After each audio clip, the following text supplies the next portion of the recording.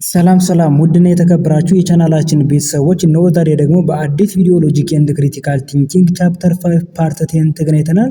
በዛሬው ቪዲዮ አራተኛውን የኢንፎርማል ፋላሲ አይነት ማለትም ፋላሲ ኦፍ አምቢጊቲ የሚለውን የፋላሲ አይነት እና በውስጡ ያሉ ሁለት ዋና የፋላሲ አይነቶች በመጀመሪያ ኢኩቮኬሽን የሚለውን የፋላሲ አይነት እና ከዛ በተጨማሪ ደግሞ አምፊቦሊ የሚለውን የፋላሲ አይነት ኢንዲቴል እናያለን። ፕሊዝ ከዛ በፊት ግን ለቻናላችን አዲስ የሆናችሁ ልጆች ኢትዮ ፍሬሽማን ቲዩብን ሰብስክራይብ በማድረግ እኛ ቤተሰብ መሆን ትችላላችሁ። እንዲሁም ቪዲዮአችን ላይክ ሼር በማድረግ ሳፖርት ማድረግ ትችላላችሁ። እንዲሁም ደግሞ ማንኛውም እንዲሰራላችሁ የምትፈልጉት ኮንተንት እንዲሁም ደግሞ በዚህ ቪዲዮ ሊሆን ይችላል፣ በሚመጡት ቪዲዮዎቻችን ሊሆን ይችላል፣ ከዚህ በፊት በነበሩት ቪዲዮዎቻችን ሊሆን ይችላል እንዲስተካከል የምትፈልጉት ነገር ካለ እንዲሁም ያልገባችሁ ነገር ካለ ፕሊዝ ኮሜንት አድርጉልን፣ እኛ ሪፕላይ እናደርጋለን።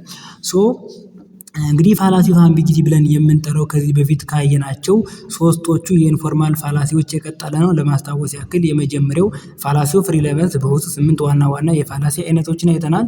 ሁለተኛው ደግሞ ፋላሲ ኦፍ ዊክ ኢንዳክሽን በውስጡ 6 ዋና የፋላሲ አይነቶችን አይተናል። ከዛ በተጨማሪ ደግሞ ፋላሲ ኦፍ ፕሪዛምፕሽን በሚለው ደግሞ 4 ዋና የፋላሲ አይነቶችን እንዳየን ማስታወስ ይኖርባቸዋል። በአራተኛ ደረጃ ደግሞ የተቀመጠው ፋላሲ ኦፍ አምቢጊቲ የሚል የፋላሲ አይነት ነው።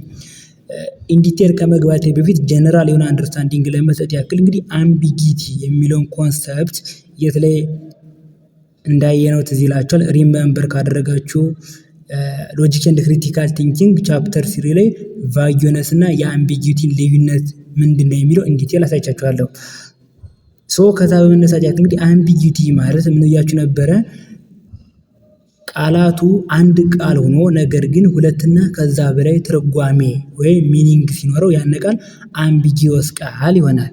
እንግዲህ ያን ነገር እንዴት ነው ፋላሲ የሚፈጠረው ካላችሁ የሆነ አርጊውመንት አለ። እንግዲህ አንድ አርጊውመንት ሁለት ነገሮችን በውስጡ ይዛል። የመጀመሪያው ፕሪሚስ፣ ሁለተኛው ኮንክሉዥን።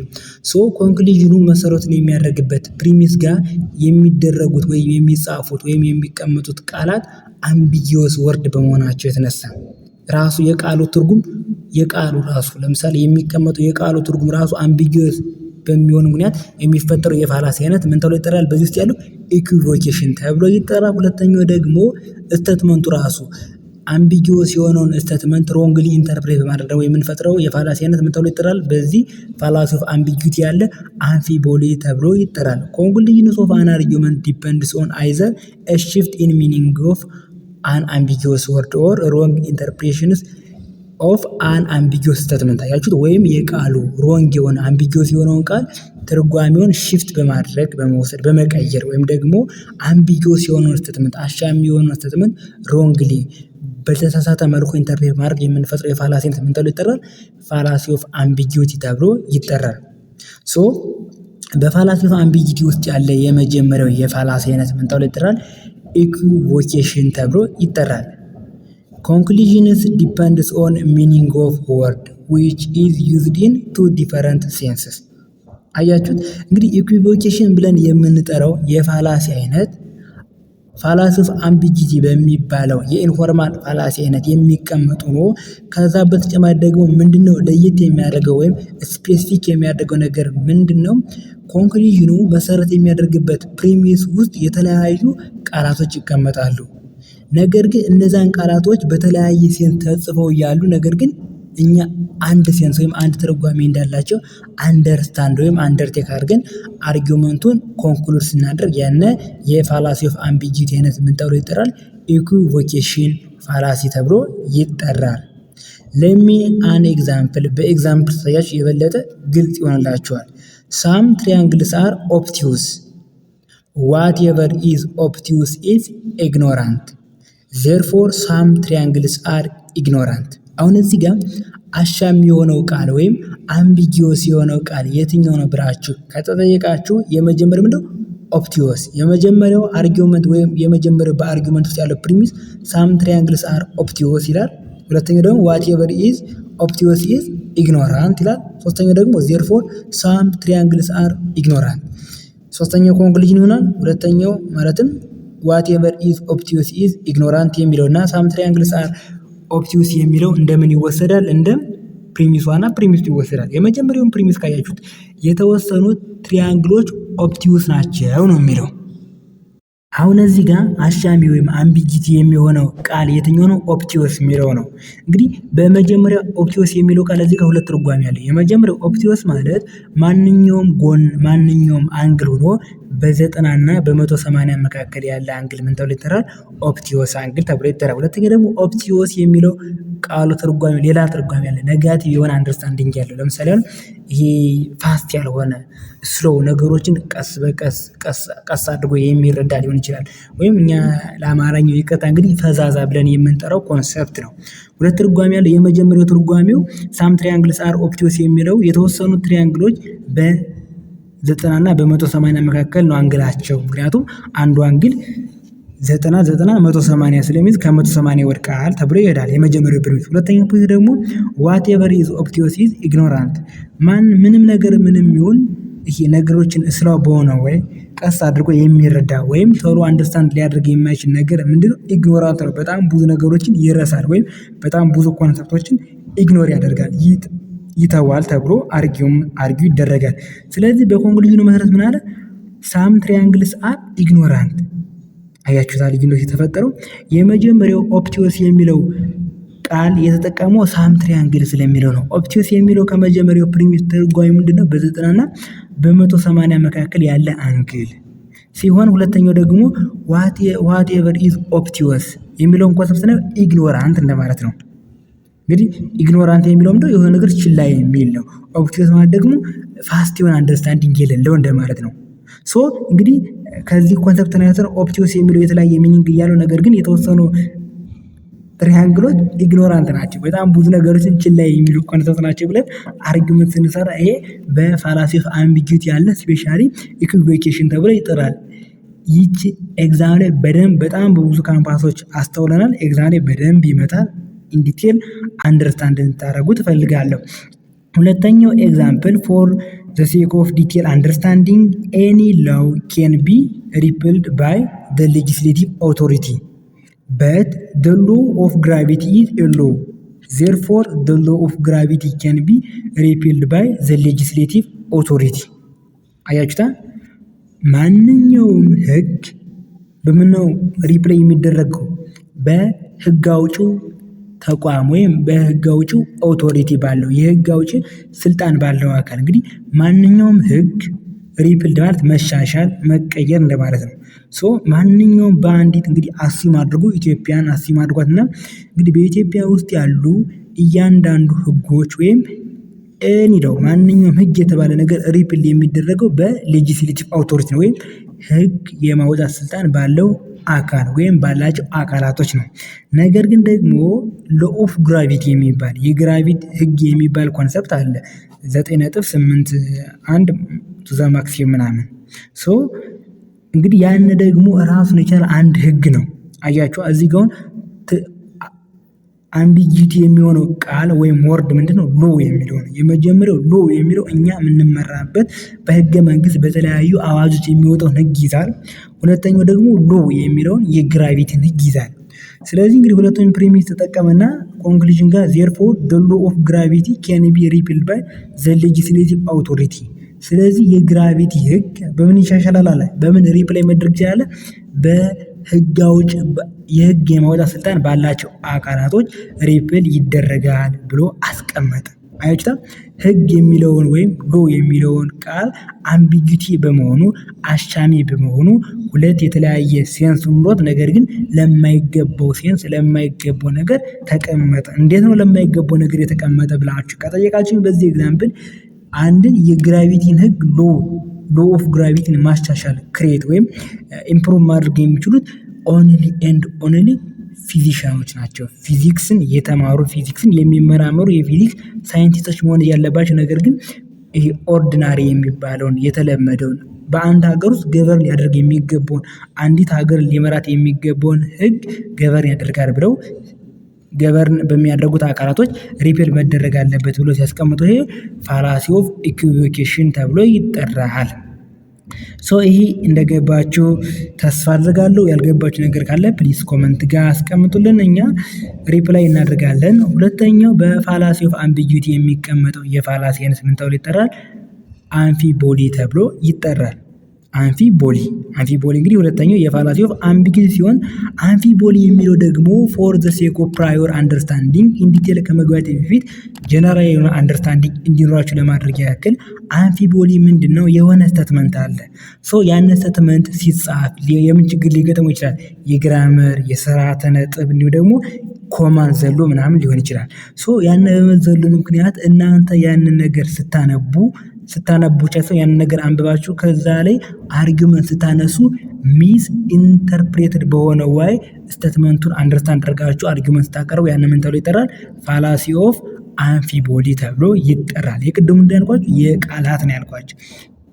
አርጊወር ድሮውስ ኤ ኮንክሉዥን ዲፔንዲንግ ኦን ሚስ ኢንተርፕሬትድ ስቴትመንት። ያችሁት ይህንን ሀሳብ ይህንን አርጊውመንት የሚያነሳው እንዲሁም ደግሞ ያንን አርጊውመንት ካነሳ በኋላ እንደ ማንኛውም አርጊውመንት ፕሪሚስ እና ኮንክሉዥን አለው። የሱ ያንን አርጊውመንት የሚያነሳው ሰውዬ ወይም የምታነሳው ልጅ ሀሳቧ ኮንክሉዥኗ መደምደሚያ መሰረት የሚያደርገው ሌላ ሰው በጻፈው ወይም ሌላ ሰው በነገራቸው ስቴትመንት ይሆንና ያንኛውን ስቴትመንት ግን ሚስ ሪፕሬዘንትድ በተደረገ ወይም ሚስ ኢንተርፕሬትድ በተደረገ ስቴትመንት ላይ አርጊውመንታቸውን መሰረት አድርገው ኮንክሉድ ሲያደርጉ ያነ የፋላሲ ኦፍ አምቢጊቲ አይነት ምን ተብሎ ይጠራል?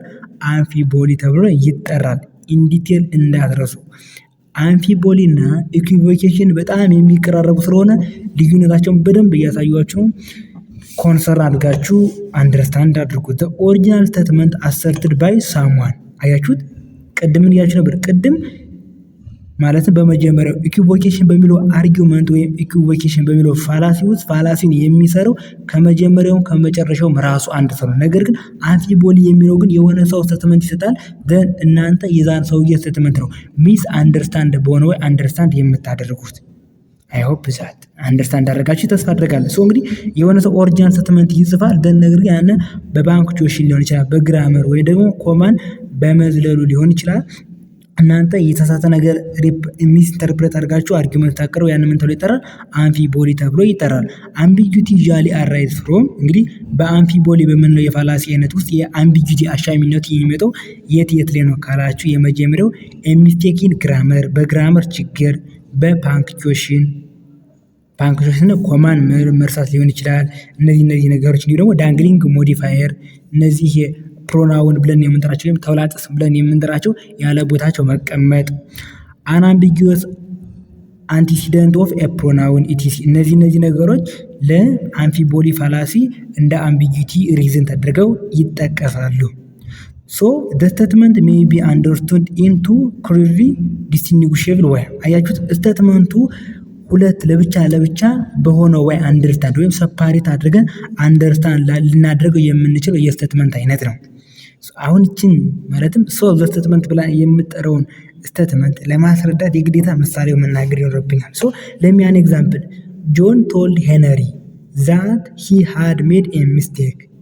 It followed that John has at least the courage to admit his own mistake.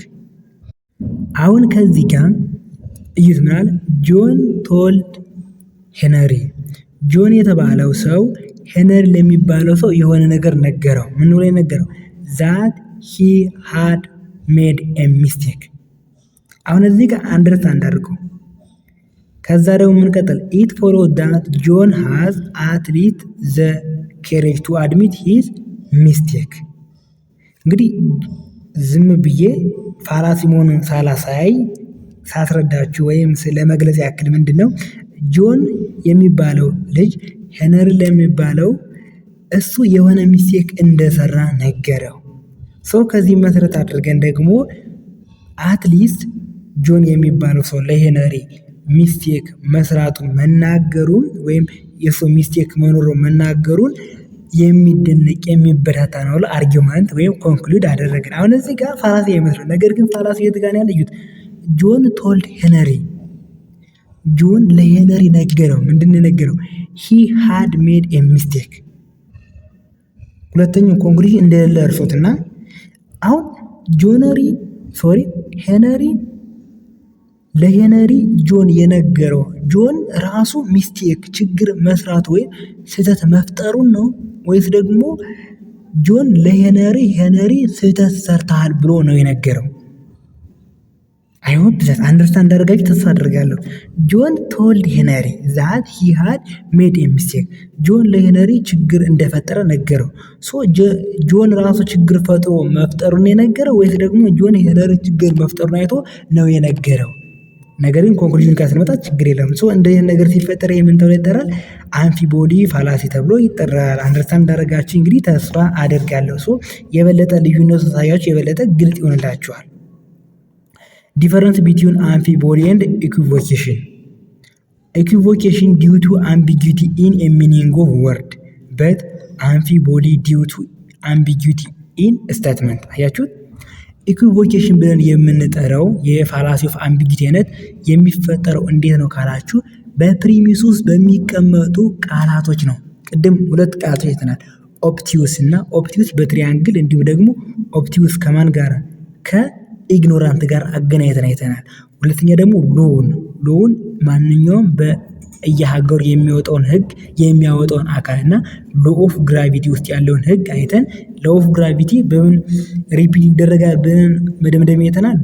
ወይም ኮንክሉዥን አይተናል። ሌጂስሌቲቭ አውቶሪቲ እንደሚደረግ አይተናል። ሶ እንግዲህ ኢኩቮኬሽን የሚለው ኮንሰፕት ሁሌ ማሰብ ያለባቸው ወይም ሪሜምበር ወይም ደግሞ ኖቲስ ማድረግ ያለባቸው ነገር ምንድነው? አምቢጊዩቲን አሻሚነትን የሚፈጥረው ምንድነው? በቃሉ ትርጉም ነው። ራሱ ሚኒንግ ኦፍ ወርድስ ነው። በቃሉ ትርጉም ሊፈጠር ይችላል ነው። አምፊቦዲ ብለን የምንጠራው ግን በስቴትመንቱ በራሱ ስቴትመንቱ አሻሚ በመሆኑ